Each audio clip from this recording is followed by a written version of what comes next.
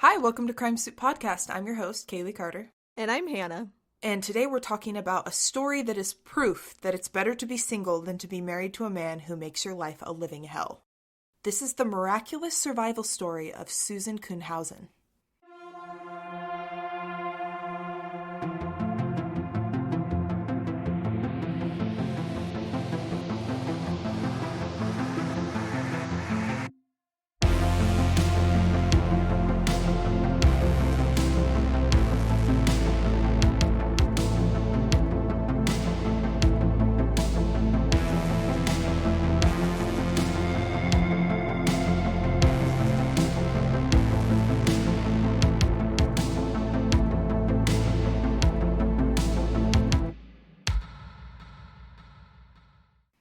Susan Walters moved to Oregon after becoming a registered nurse in the 1980s, settling first in Coos Bay and later in Portland. So this is in your stomping grounds, Hannah. Yeah, it's pronounced Coos. In Coos Bay and later Portland. Susan was outgoing and vivacious. She loved to laugh loud and she loved going to comedy clubs. She'd always sit in the front row. She was a fun-loving, amazing woman. But in 1988, she was 33 and she wasn't married. And so her mother and her friend paid for a personal ad for Susan in the Willamette Week paper. Oh my gosh, you pronounced Willamette correctly. I know! It's because of all the times that I fucked it up. And you were like, Kaylee, it's not this, it's Willamette. I can't even say the other word or else I'll revert back to it. So the other pronunciations of Willamette are dead to me. I can't even think about them. Because you had to say Willamette like 20 times when we did our episode on Mayor Neil Goldschmidt. Yep, exactly. And also, this story straight up is from the Willamette Week, by the way. Like this. Oh, okay. The same newspaper. Yeah. But a little meta is in 1988, when she was 33, her mom and her sister paid for a personal ad advertising her because they wanted her to get married. And do you want to hear what it said? Okay, hold on. I just need to back up for 1 second. Do people still do this? Do people put ads in the newspaper looking for a spouse? I don't know if people still put it in the newspaper, but I mean, I guess that's exactly what Tinder is. Is that not what Tinder, Hinge, Bumble? They're all basically like personal ads, but just on a platform for them. There are like weird posts if you go into like the deep, dark depths of like Craigslist or KSL. Yeah, Craigslist got some fucked up shit. I don't know if they're looking for spouses, but have you ever seen those screenshots of ads where it's like looking for a roommate and then it describes like a sex slave and you're like, whoa! Yeah. Looking for roommate who will wash my balls, not ask any questions, and gets free room and board. All you have to do is sleep in my bed and make all my meals. And it's like, have you seen those? Yes! And I always hope that they're reported and that no one ever sees them. And it's just a screenshot. That's it. Okay, so sorry, continue. So her mom and her sister, they like put a picture of her in the newspaper and had an ad? Yeah, and it was titled, Someone Different. This is what it said. No!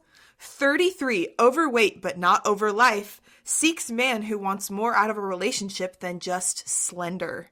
Fucking excuse me? If my mom and my sister put that as like, they're advertising me, we're fighting. We're fighting because what the hell? Overweight, but not over life. Okay, credit where credit's due. That was kind of clever. But also very malicious. They're like, just so you know, this bitch is fat. But she's funny as hell. Okay? She'll light up your whole world. Yeah, so... That cannot be real. You made that up. I wish I did. So yeah, I don't know how she didn't fight her mom and her sister, but she should have later because a man eventually did respond, and that man was a shit man, but we'll get to that in a second.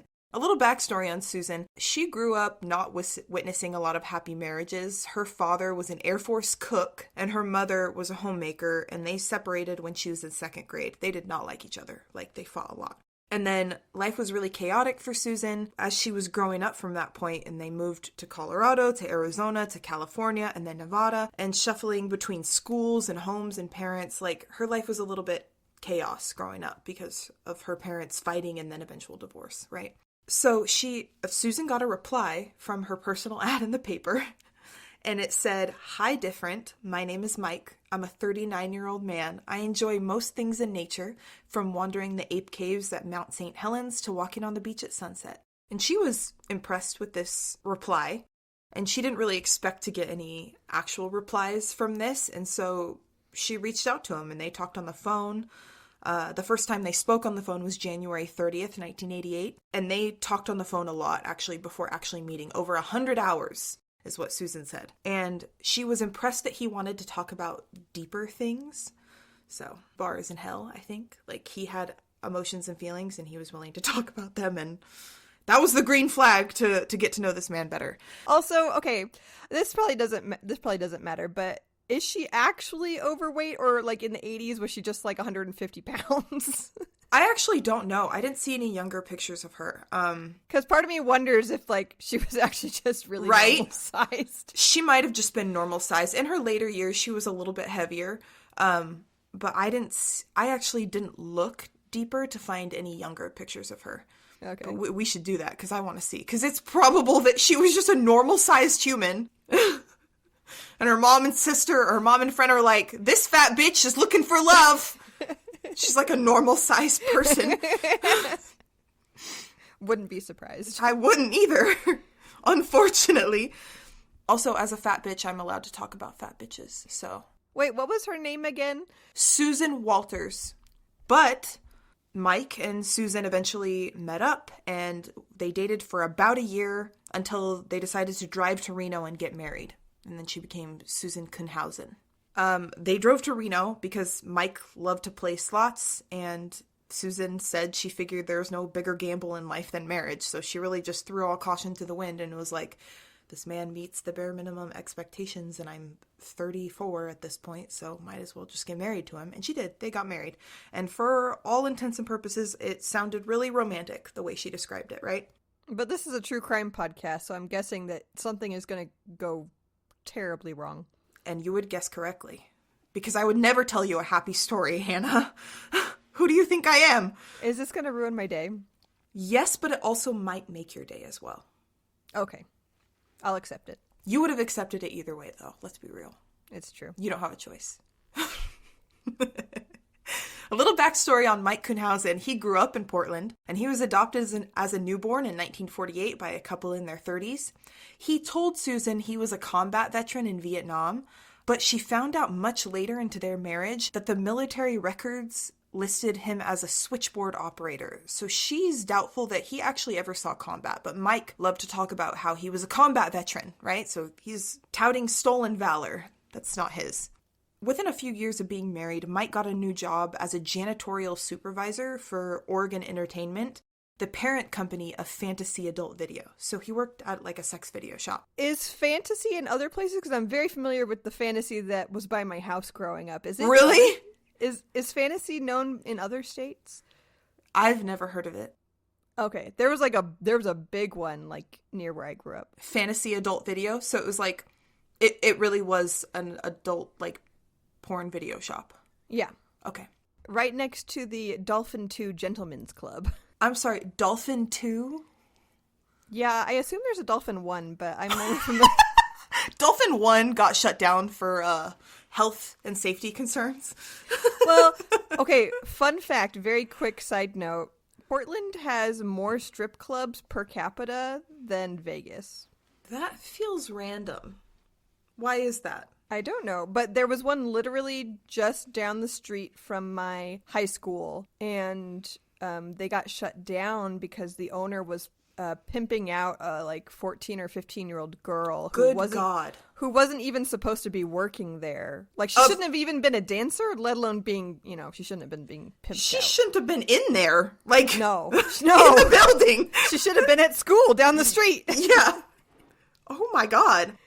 Yeah. Well, that's devastating. So yeah, he worked at Fantasy Adult Video. He was like the head of he was a janitorial supervisor.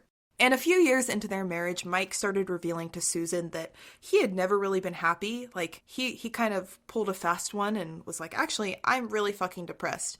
And his life philosophy was, in quotations, life is a shit sandwich and every day you take another bite until you die. Oh, lovely.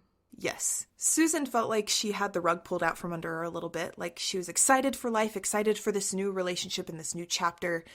And a few years in, Mike is like, actually, I hate being alive and I hate being here. Which I totally get. Mental health is a bitch. Kind of sucks to not like reveal that to somebody if you knew it. If like you're intentionally hiding it, right? Because then you can't get help and your partner feels isolated alone. You feel isolated alone.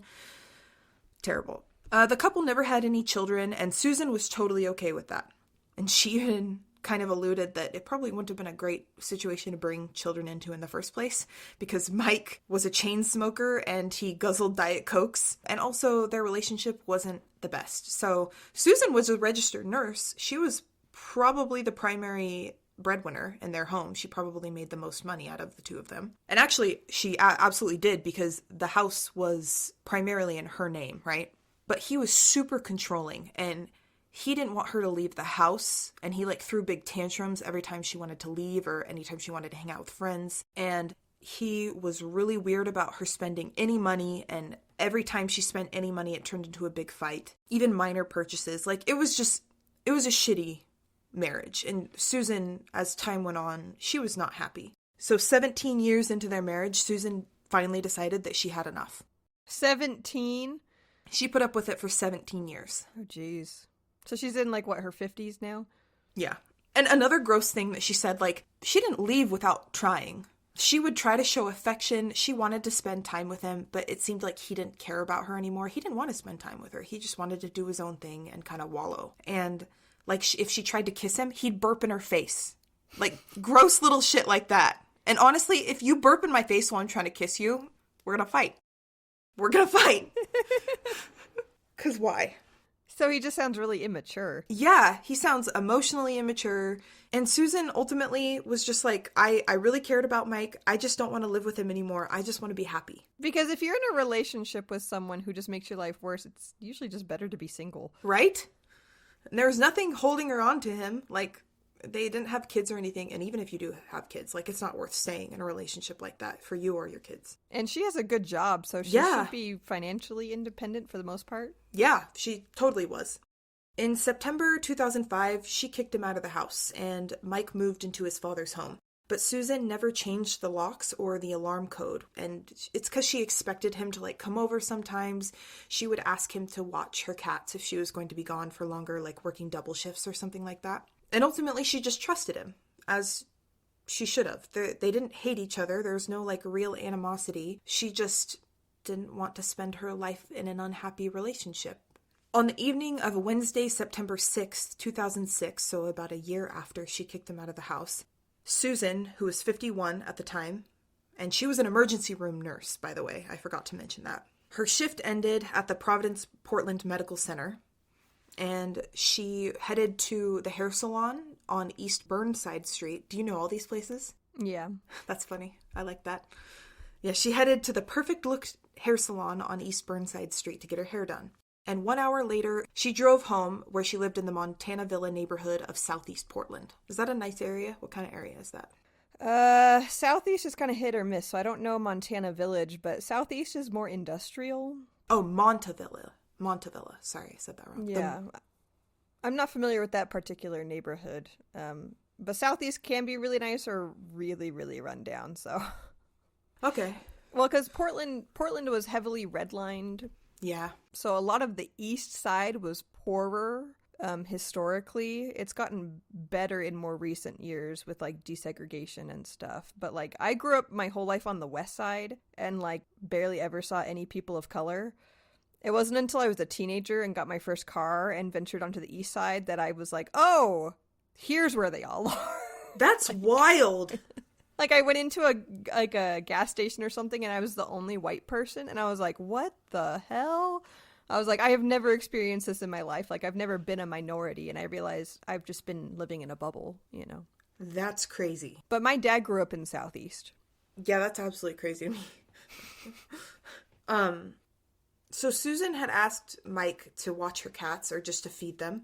I don't exactly remember if it was because she was going to be gone extra long that day because of her hair appointment or something, or she was working a double shift. I don't quite remember. But Susan gets home And she finds a note by her microwave from Mike, and it says, Sue, haven't been sleeping, had to get away, went to the beach.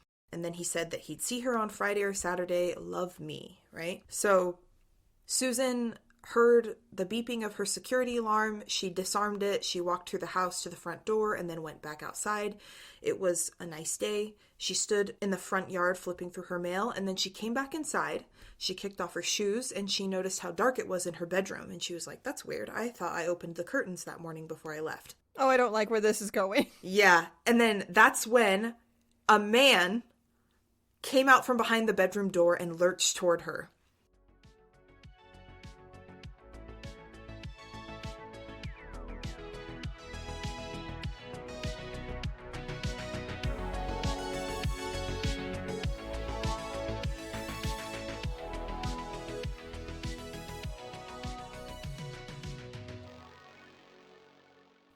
This man was about 5'9", 190 pounds. He wore Dockers, a blue striped shirt, and a tan baseball hat pulled down low over his eyes. His long hair was in a ponytail, and it was tucked into his baseball cap. He wore yellow rubber gloves on his hands and carried a red and black claw hammer. No. Yes. I feel like most people in this situation, seeing a large man with a hammer, wearing gloves, coming at you from inside your dark bedroom, they'd run. But Susan knew that if she ran, she created more distance, that this man would catch up to her, and that he would have more ability to swing the hammer and kill her. So she charged him back. She charged this man because she knew that if she could close the distance between herself and this man, he would not be able to swing his arm and hit her with the hammer. She was going to fight him. That's like whenever like troubled teens or something get out of line, you're supposed to just like bear hug them or something. Well, if there wasn't a procedure, I'm sure Susan knew it because she was an emergency room nurse and she had been for 30 years. So she was trained in like disarming violent patients and helping crack open people's chests to perform like heart massages, like administering IVs and thrashing patients. Like she probably dealt with a lot of shit, and she was trained in either de-escalation or like life-saving measures in terms of combating violent patients. And she knew this. Yeah, I learned recently, just in the last couple of years, that nurses have like the highest risk of any profession for violence, for assault. Like they get assaulted more than like any other profession. That's really sad, but that makes sense. Yeah, and you don't even think about that. No. No. Because never in my life have I thought about swinging on a nurse. Apparently you're one of the few. At least I don't think I have. She was still wearing her scrubs that night when she returned home. But he did manage to land a few blows with the hammer on her and landed one on her left temple pretty good. But Susan was relentless. And she was wrestling him. She was hitting him back. She was trying to trip him. She was trying to use the weight of her body to knock him over. And she screamed, "Who are you? What do you want?" And he didn't answer. And he didn't stop. He was still trying to hit her. She was 5 inches shorter than this man. And she had 2 bad knees from repeated injuries. And she was overweight. But she tried to use this to her advantage. So she knew that she was larger than him in terms of like sheer body weight. And so she would slam her body up against his, trying to get him to fall over, but he didn't fall. And he pushed Susan back away from him, and she pushed back even harder. And he said the only thing that he said to her that night, which was, "You're strong." And that kind of solidified in Susan's mind. That sent her adrenaline even more, because she's like, holy crap, he's here to kill me. Like, he's going to kill me tonight if I let him. And that made her fight back harder. What would even be going through your mind at that point? Because she hasn't, as far as I know, or maybe you know, she hasn't done anything to warrant this. Like, imagine coming home from work or wherever, you think you're there alone and you don't have any kind of shady dealings, you're not involved in anything weird, and there's just a guy there trying to kill you. Like, what? I just wonder what her brain is even doing at this point. She is convinced that somebody sent this man to kill her, and she asked him, she said, "Who sent you?" She just kept screaming at him, "Who are you? Who sent you?" But my mind would not even go there. I know. If a man was in my house, I wouldn't be like, somebody sent him here to kill me. What? Well, I mean, think of all the factors. Like, he's wearing gloves, he has a hammer, he just went straight for her. What other reason could he be there? Like, if he wanted to rob her, he could have done that already. He could have taken her stuff and left. Yeah. So she knew that he was there to specifically hurt her. Who sent you? Exactly. Susan eventually managed to wrestle the hammer from him, and she specifically said when she was a child, her father was teaching her self-defense and said that if somebody's coming at you with a hammer and you manage to wrestle the hammer away, you come at them with the claw side of the hammer. Because it'll do maximum damage. And that's exactly what she did. Hold on. Back up. Her father specifically said, if a man comes at you with a hammer, what? How did he know this was going to happen? Did he go through every scenario with every possible weapon? He's like, and if a man comes at you with a chainsaw, this is what you do. Also, if a man comes at you with a battle axe, this is what you do. Nope, it was just the hammer, as far as she said, as far as Susan explained. Premonition. Exactly. She was prepared her whole life for this. Unless this intruder is her father. Oh my god. And he's the final test. Her potentially like 80-year-old father. Is like, good, I taught you well. But yeah, Susan wrestled the hammer away from him, turned it around to the claw side, and went to town on this guy with the claw side. It didn't kill him. He got the hammer back away from her. But when he grabbed the hammer, Susan grabbed his throat and started to choke him out. She was not having any of this bullshit. While she was choking him out, she screamed, "Who sent you?" And his face turned red, then purple, and then darker purple with a blue tinge. And Susan was like, "I'm going to kill him." And she got scared because she didn't want to kill him. And so she let go and tried to run away. And she said that she didn't really know what she was thinking. She just got scared by the idea of killing somebody and immediately just, her body said flight. The man caught her as she ran from the bedroom into a hallway. He spun her around. He punched her in the face several times. And then he stood over her with the hammer. And she was looking up at him from the floor and she was thinking, I'm going to die today. But she decided to give it one last ditch effort. And she managed to pull him to the floor. And she started to bite him, thinking that if she was going to die, her teeth marks might tie her death to him. So she was wrestling him, biting him, his thigh, his arms, his flank. She even bit through his zipper to his genitals. Like, Susan is a fucking badass. And at the same time, she was trying to rifle through his pockets, looking for like an ID or a wallet, something she could toss under a bed or a chair or a dresser that police would later find. Yeah, you want to like rip out their hair and like leave as much DNA as possible. She was specifically hoping for an ID, something that he would potentially leave without, and it would like leave the police a very large clue about who he was, right? And so she was fighting for her life, biting the shit out of him while rifling through his pockets. This man was fighting for his life, not Susan. Like, the fight had lasted for about 14 minutes on this point, by this point, which is insane. Like, my cousin, both of my cousins are like black belts. They did like this whole huge long program where they got certified in like legitimate martial arts. And one of their final tests was like you had to free fight. I can't exactly remember, and I'm probably butchering this. So if they're listening, they're like, Kaylee, what the hell are you talking about? But I remember because they performed it. I went to one of their like final tests, and they had to free fight for like 5 minutes, which is like wrestling and blocking and stuff like that, where they were legitimately fighting, and they were super in shape, but they were out of breath. It is not easy to fight with everything you've got for 5 minutes, let alone 14. Like, that's just impressive. So this fight had gone on for 14 minutes, and they were both on the floor on their sides, like in this hallway outside of Susan's bedroom. Susan threw her left leg over this man's body, climbed up on top of him, hooked her left arm around his neck, and said, "Tell me who sent you here, and I will call you a fucking ambulance." You know that meme? Like, call an ambulance, but not for me? That was Susan. It's Susan. Yeah. Oh my god. She's the OG. Yeah. But he said nothing. he just kind of like growled in her face. And so Susan leaned forward and tightened her forearm against his throat until he stopped moving. And at that point, as soon as he stopped moving, she grabbed the hammer and she ran to her neighbor's house, who called 911. And like looking at the 911 transcripts, like her neighbor, she told her neighbor, like, I think I killed that guy. There needs to be an ambulance over there.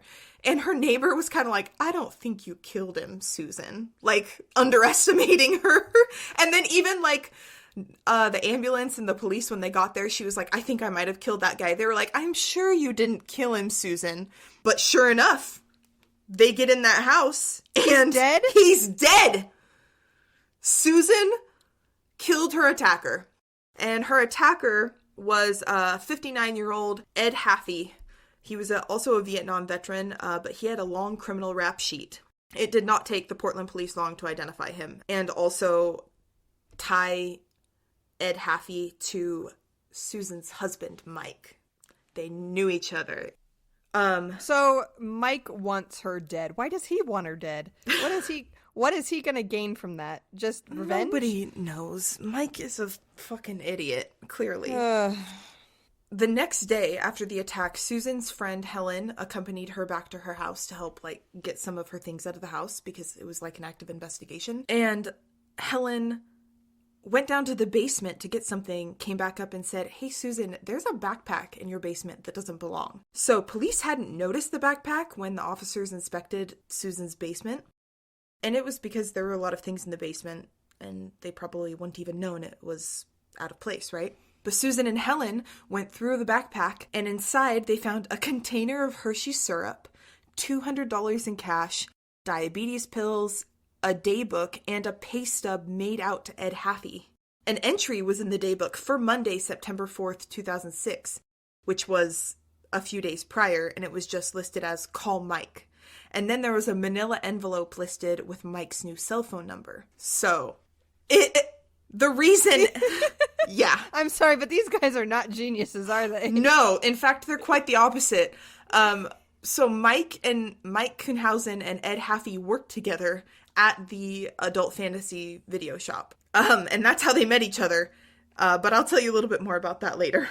Because they did an autopsy on Haffey to determine how he died. Because it was a self-defense killing and they had to. But there's also a little part of me that's like, they were in disbelief that Susan was able to kill him. I don't know. Yeah. But Haffey had a near-lethal dose of cocaine in his system when he had attacked Susan in her home.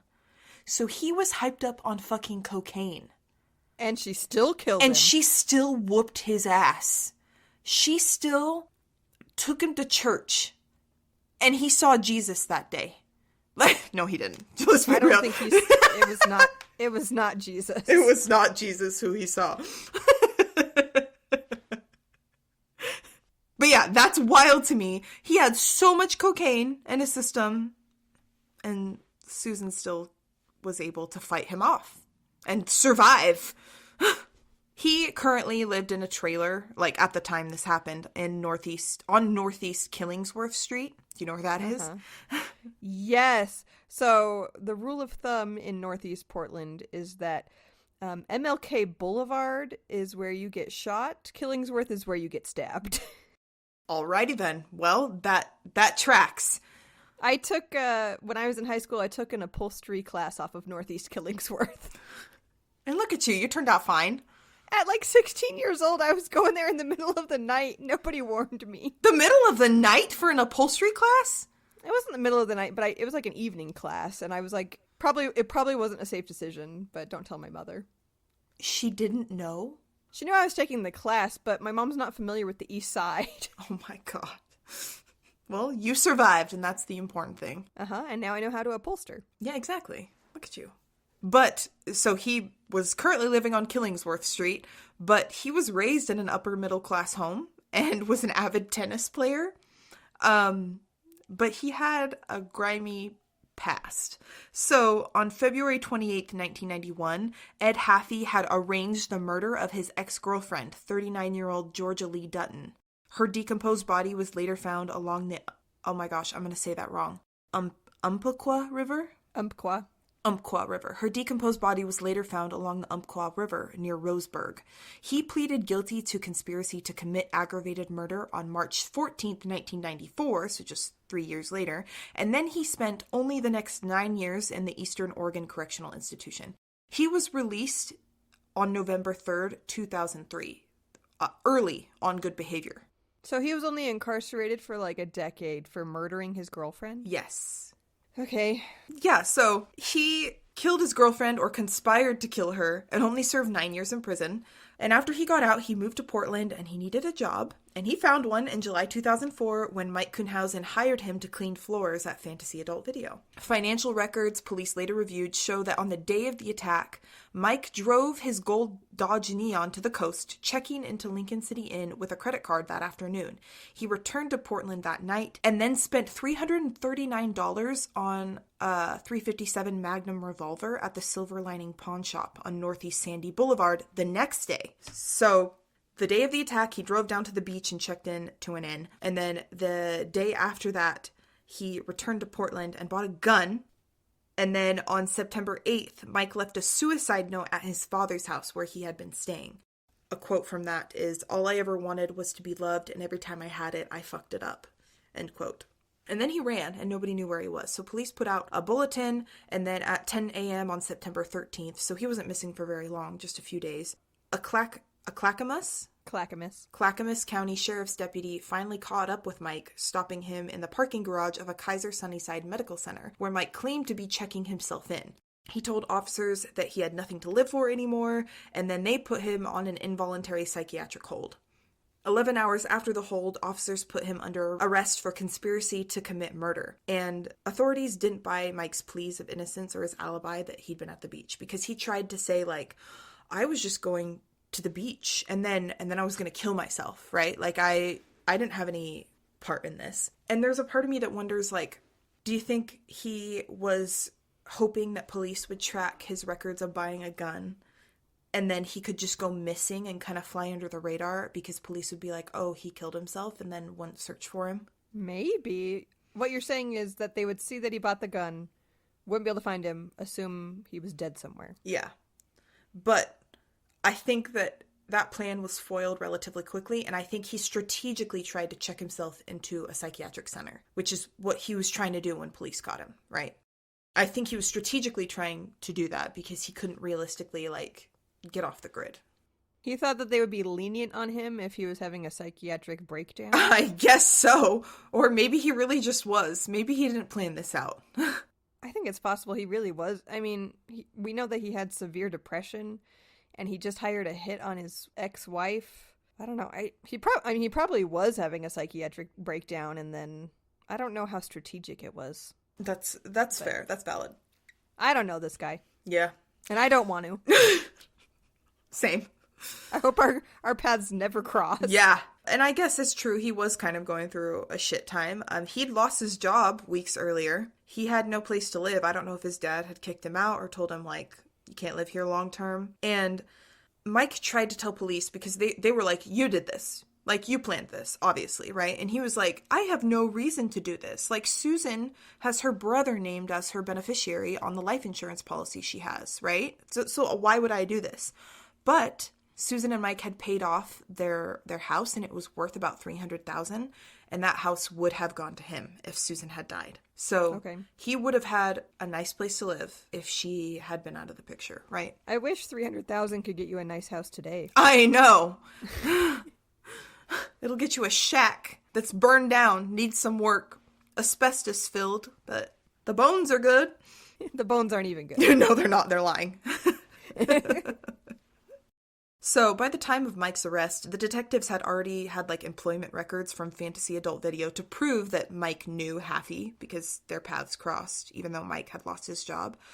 But when police booked Mike into jail on September 13th, he denied any connection. He denied knowing Ed Haffey at all in the first place. Which is dumb because it's really easily provable that he's the one that hired him. Yes, and once police pointed that out to him, he was like, well, I just didn't do it. Just because I knew him doesn't mean I did anything. Right? Okay. So, yeah, he's changing things up a little bit. And there were no signs of forced entry at Susan's home, so it's very possible that Mike let him in. I mean, that's the theory here. Because security records showed that someone had disabled the alarm at Susan's house while Susan was at work. And Mike later said that he did it while he was dropping off the note before going to the beach, but he denied letting Ed Haffey inside. So he's claiming, yes, I did disable the alarm, but I didn't let someone in. Yes. But Ed, is that his name, Ed? Yeah. Ed has no motive. Why would he want to kill this random woman that he doesn't know? So, on September 18th, a former cellmate of Ed Haffey contacted police with a tip saying that Haffey had asked him to join a burglary or an insurance scam, as Haffey put it. So, this former cellmate, who's remaining unnamed, met with Haffey and Mike at 82nd Avenue and Division Street. And Mike Kuhnhausen offered to pay this unnamed former cellmate $5,000 if he helped Haffey kill his wife. This unnamed cellmate heard this plan and said, I'm out. No, I'm not doing this. And he walked. $5,000 and you might end up back in prison. It's not worth it. Yeah. I mean, not worth it for some people, but for others it is. Like the Sheila, oh my gosh, what's her last name? Sheila Bellish? Yeah, the Sheila Bellish case. That guy killed her for about $6,000. I thought it was less than that. Joey Del Toro, wasn't it? I thought it was less. It might have been less when it all came down, but I think the initial offer was to Joey for $5,000. Yeah. And in reality, he got nothing because he went to prison. But the weight of the evidence is kind of all overwhelming. And on August 30th, 2007, Mike pleaded guilty to soliciting Susan's murder. So he eventually admitted that he did it, right? And Ed Haffey's family actually wrote a really nice letter to Susan. Quoting, although this was a terrible thing that happened, no one in this family has any bad feelings towards you. You did what you were forced to do, and in doing so, you spared many from the same trauma you experienced. End quote. So I'm actually really happy to hear that they reached out to her and told her, like, we totally understand you were fighting for your life. Like, we don't blame you for Ed Haffey's death, right? No, that's lovely, yeah. And also probably helps her because she probably still, even if you kill someone in self-defense, it probably weighs on you to just kill any human being. And it did.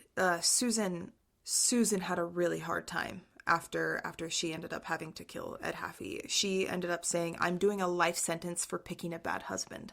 So Mike was supposed to be released on September 14th, 2014, but he got off early for good behavior as well. So he didn't even serve his full sentence, which I think was a... This is her husband, Mike, who put out the hit on her? Yes. You don't get a lot of time, I guess, for doing that. For trying to kill you. I hope that she's got a restraining order against him, or there's some sort of... Yes, and unfortunately Susan lives in a lot of fear because she was worried that, like, Mike would solicit his cellmates or his cellmates that were leaving, right, to put a hit on her while he was still in prison. And then once he got out, right, like, poor Susan, she switched driving routes, like, she circled her block and was paranoid that someone might be following her. She just didn't feel safe anymore. But Mike was released, but on Friday the 13th in June 2014, cancer finally killed Mike. Prostate cancer, to be exact.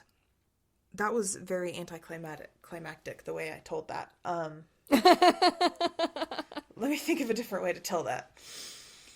There were two killers in this story, Susan and prostate cancer. Yeah, that karma killed Mike. I'm a little bit more scared of Susan than prostate cancer. Yeah, somebody who doesn't have a prostate, I'm not scared of it at all. Yeah, as far as I know, I don't have one. But yeah, it's been about 10 years since this happened. I mean, actually, it's been longer than 10 years. Because this happened in 2006.